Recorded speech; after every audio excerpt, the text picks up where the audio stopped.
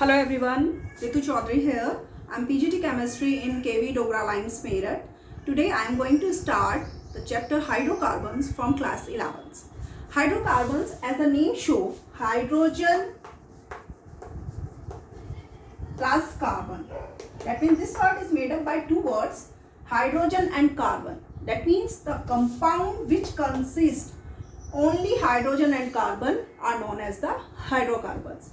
We can see a lot of example of hydrocarbons in our daily life, just like LPG, CNG, etc.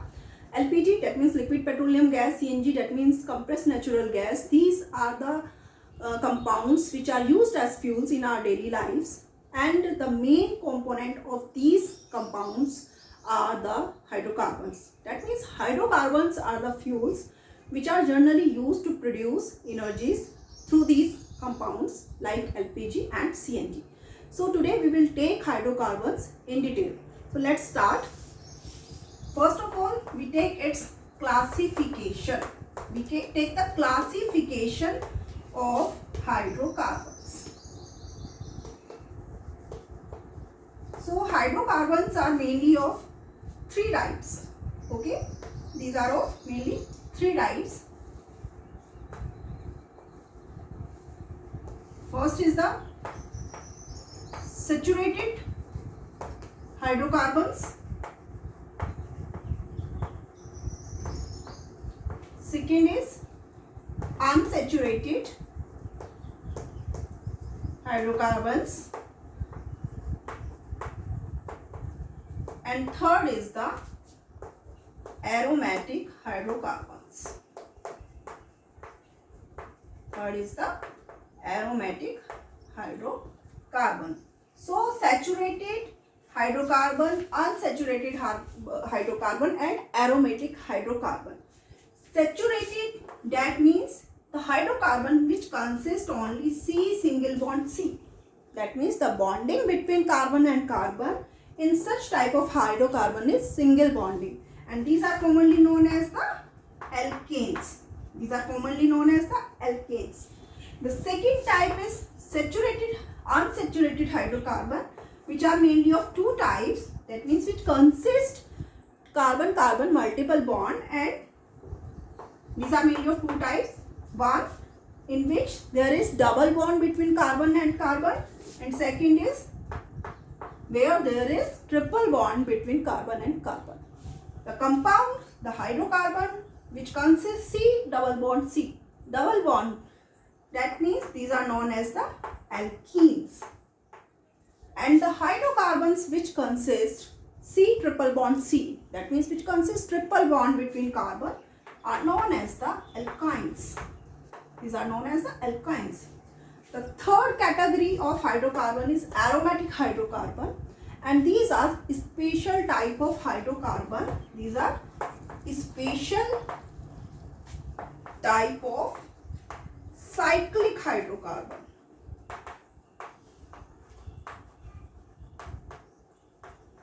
Okay, these are special type of cyclic hydrocarbon. Now today we will take alkanes in detail. So let's start. We start alkanes. Now, as I told you that alkanes are the hydrocarbons which consist carbon-carbon single bond. So this is the definition. That means the compound of hydrocarbons which consist carbon-carbon single bond are known as the alkenes. Right? So now we take its simple example. Methane is the simplest example of the alkane. Methane, that means CH4. Right? That means in this there is only one carbon. There is presence of only single carbon, and the 4 valency of the carbon is attached through hydrogen only. So this is the simplest alkane. When we remove its one hydrogen, we replace its one hydrogen by alkyl group, just like I am taking methyl here, then we will get the next member. So this is methane and this is ethane. sorry, this is CH2 here. Okay, so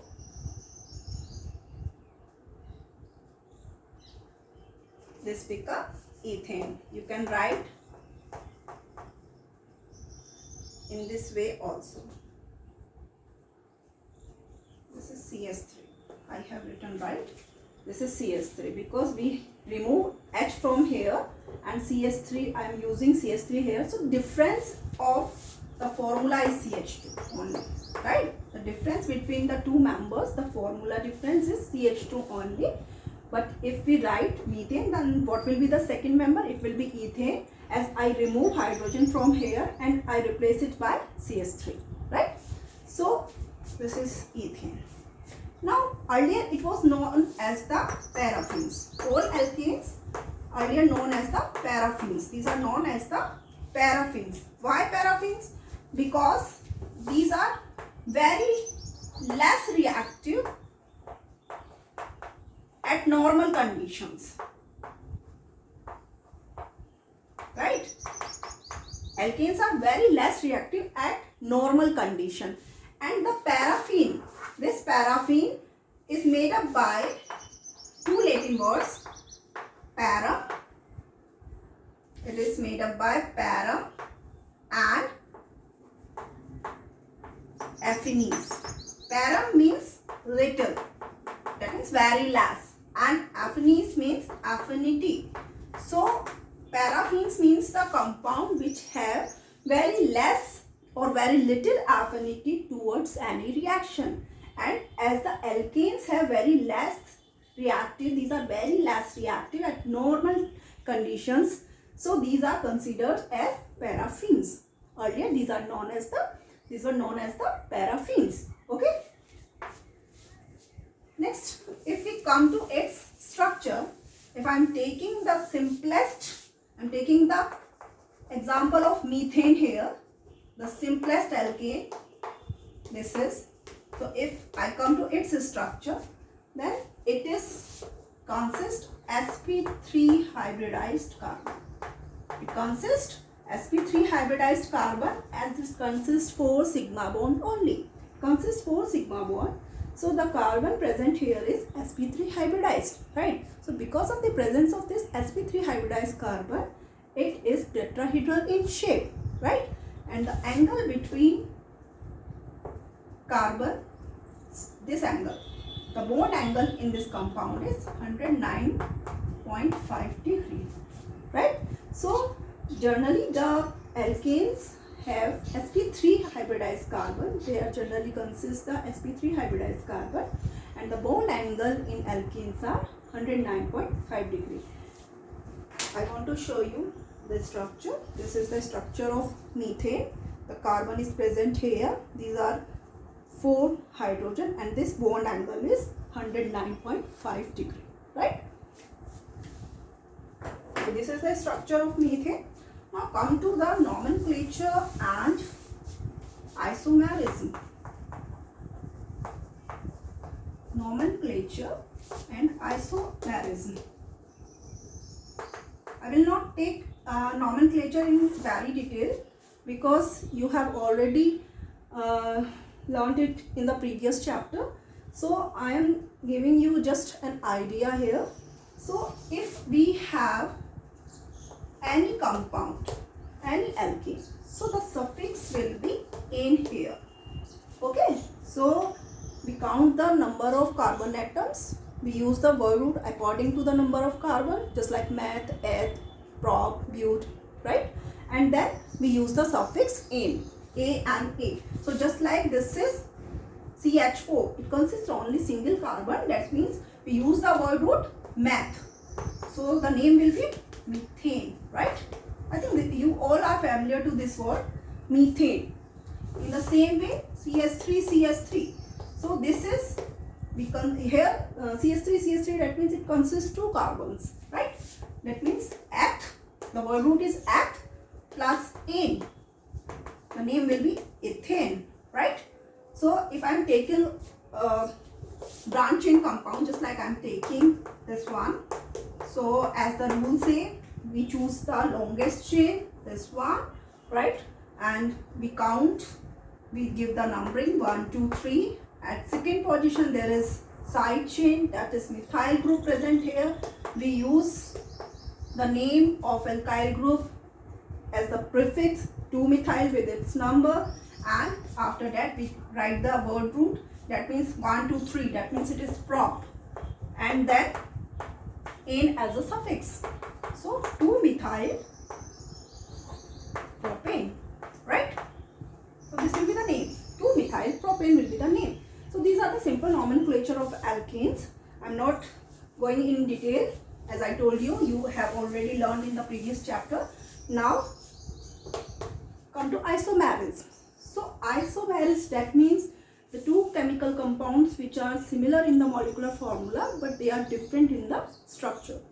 Here I am talking about the structural isomerism with respect to alkanes. So if I am taking the example of C4H10, I am taking the example of C4H10. This is the molecular formula C4H10. I can write in two ways, right? So it can be written as in straight form. It can be written as branch form also. That means if I am writing, so it is 3, 3, 6, 7, 8, 9, 10. This is butane. Or you can write and butane, that is normal butane, which is generally used for a straight chain compound. And if I am writing it in the form of branch chain, then what will be the name? What will be the name? 3, 3, 6, 3, 9 and 10. 1, 2, 2-methyl propane. So C4H10 is a compound which exists in the form of two isomers. Butane and 2-methyl propane both have same molecular formula C4H10, right? It consists same molecular formula. This is C4H10. This is butane, right? This is 2-methyl propane. This is straight chain compound, whereas this is branch chain. So they have similar molecular formula but they have different structure. They are totally different compounds. That means, what does it mean? It means that the substance or the compounds which exist in different structures, which consist different structure formula, they are known as the structural isomerism.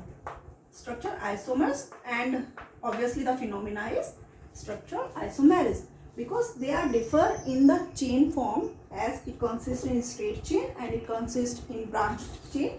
Then these are the example of chain isomerism. These are the example of chain isomerism. In the same way, you can try with C5H12. You can try with C5H12 also.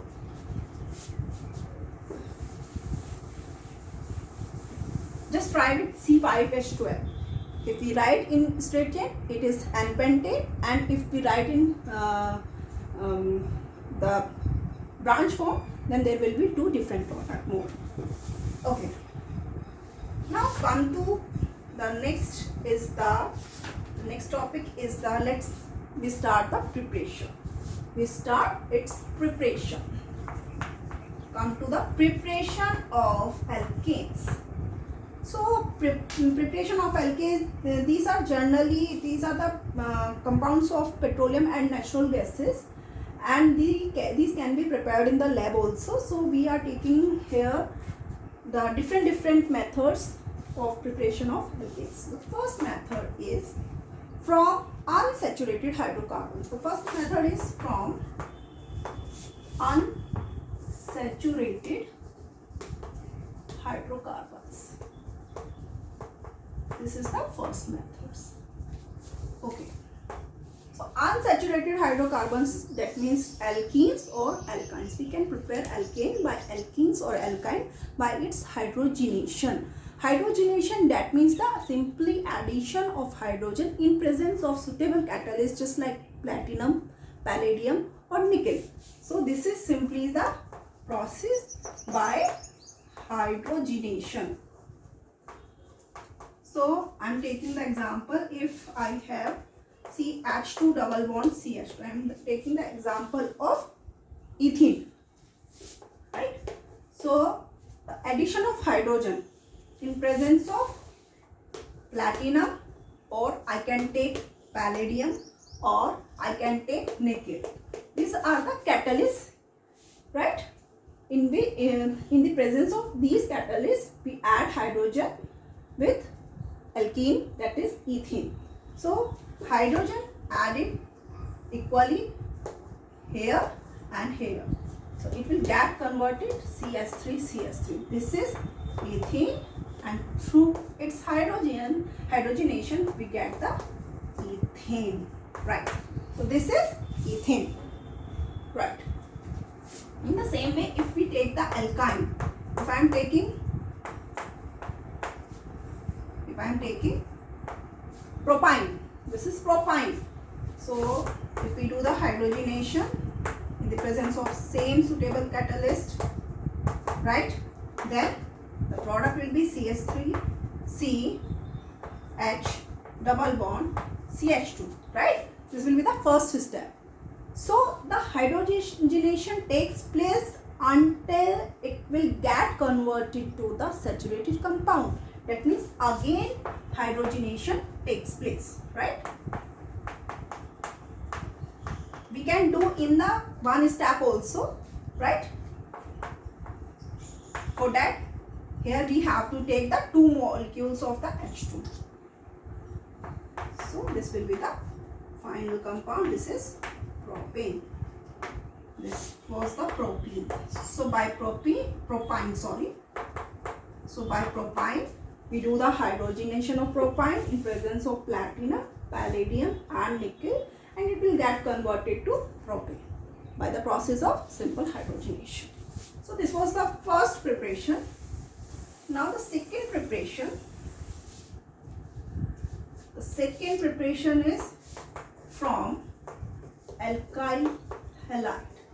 So by alkyl halide also we can prepare alkane, and here is 2 methods by in which we use the alkyl halide, and then we can prepare the alkene. So the first method is alkyl halide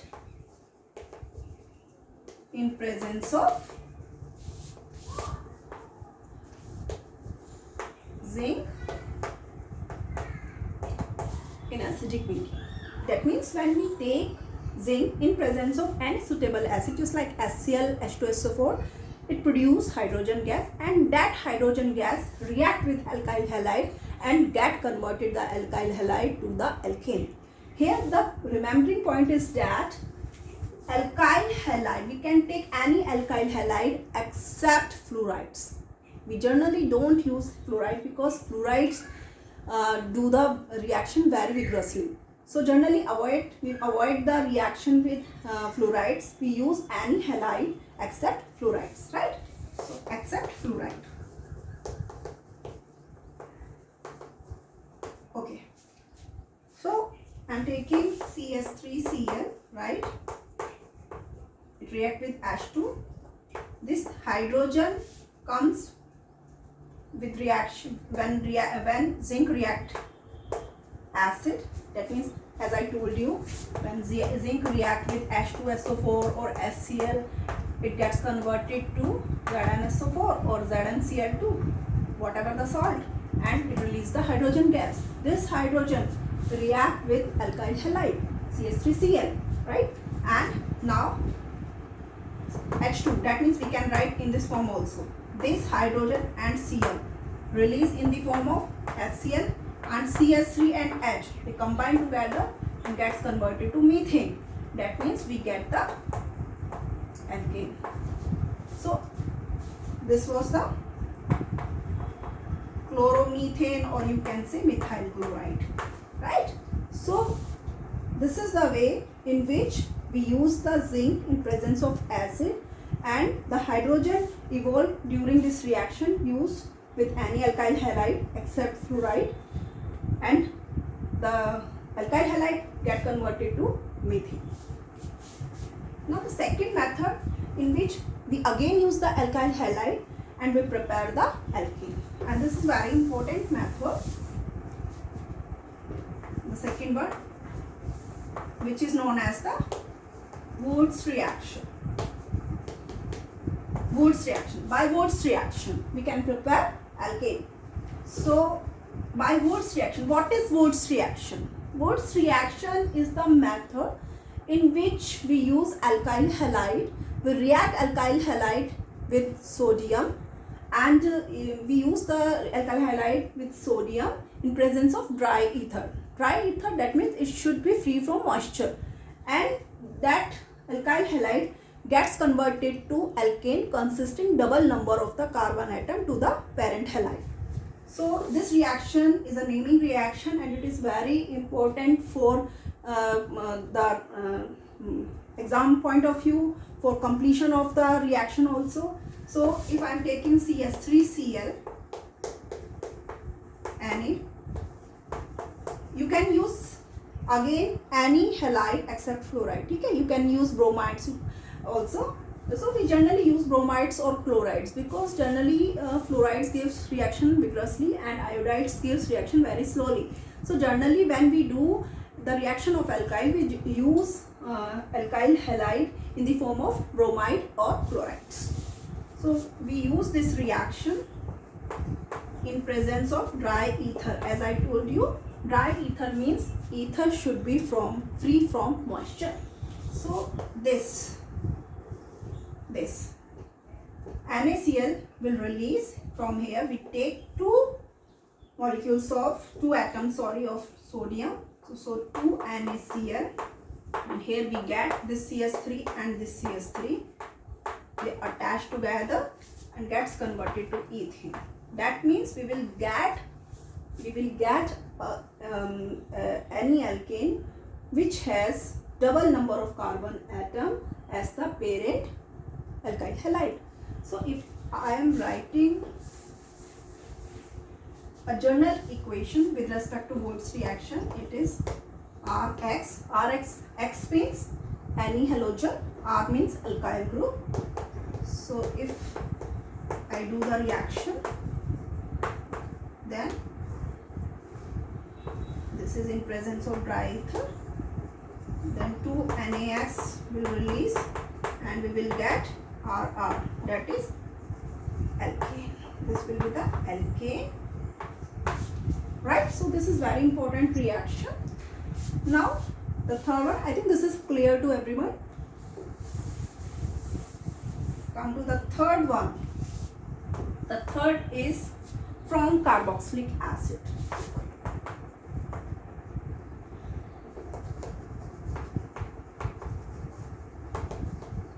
From carboxylic acids.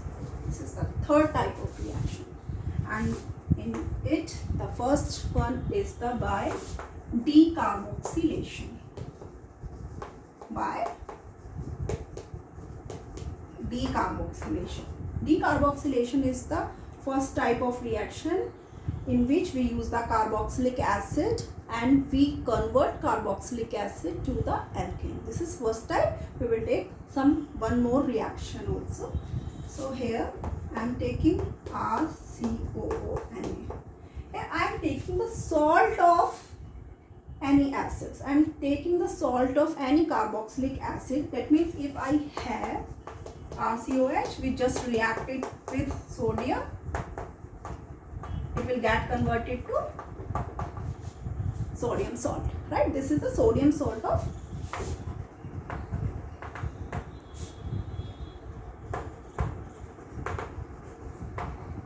carboxylic acid, right?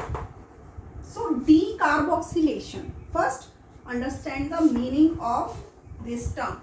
Decarboxylation, D means removal, it means removal. Or carboxylation, carboxy means the COO group, that means removal of CO group, right? So we do the reaction. It is treated with NaOH in presence of CaO. This is sodium hydroxide and this is lime. This is lime, and we heat this reaction. We generally use the term that the reaction of sodium salt of carboxylic acid with soda lime. With soda lime. Soda lime means soda, that means sodium hydroxide is known as soda, and lime, that is CaO. So here the reacting substance is sodium hydroxide. CaO, that means lime is used to control the temperature only. Lime generally used to, that means if you use the lime, then the NaOH react in a gentle manner, we can say. It do not react vigorously. It is the meaning. So we use the lime here to control the temperature. It can control the temperature. It can react at low temperature, right? So here COO, right? This will remove. So in this way, Na2. This is Na2. Na2COO3. Na2CO3. Na2CO3. And what will remaining? R and H. RH. So RH, that means it is alkane. We get alkane. RH. So I am taking one suitable example in front of you.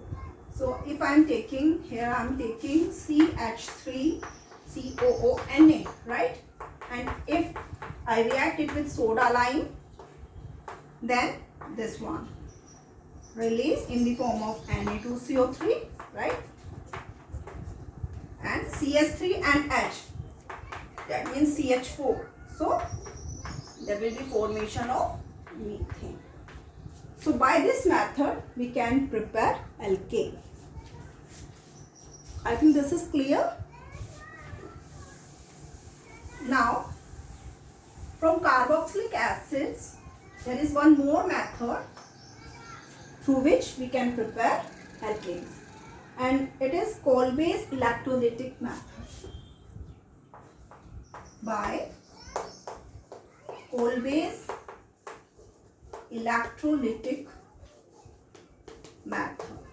So as the name shows, this is the electrolytic method. That means we use the electrolysis process here. So if I use, I am writing the simple equation here. We use again sodium salt of carboxylic acid.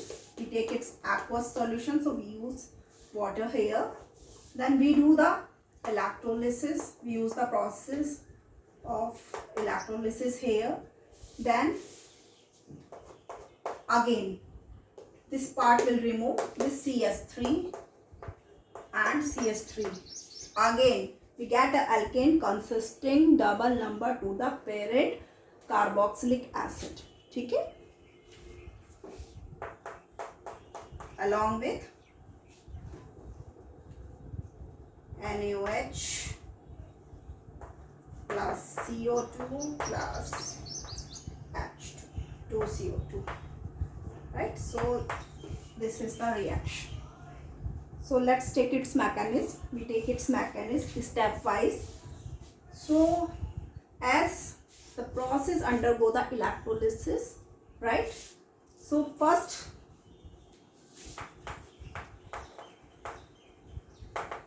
we take the sodium salt CH3COONA, right? So first of all it decomposes to CH3CO minus and Na plus, right? Now we have two ions, one is cation and other is anion, right? So the reaction takes place at both the electrodes, anode as well as cathode. So at anode, it is obvious that at anodes the negative ion, that is anion, takes place the reaction. So the reaction takes place at anode with acetate ion. So CH3COO minus. I am writing it in open structure form so that the reaction will be more clear to you. CH3COO minus, right? So here we take its two molecules. So because there is two negative charge, two electrons released from here, right? These two electrons released from here, and this CS3, CO and O, remaining in the form of free radical. It is here in the form of free radical. This is acetate free radical. It is not iron now. It is acetate free radical. Now, this acetate free radical CS3COO, right? It breaks into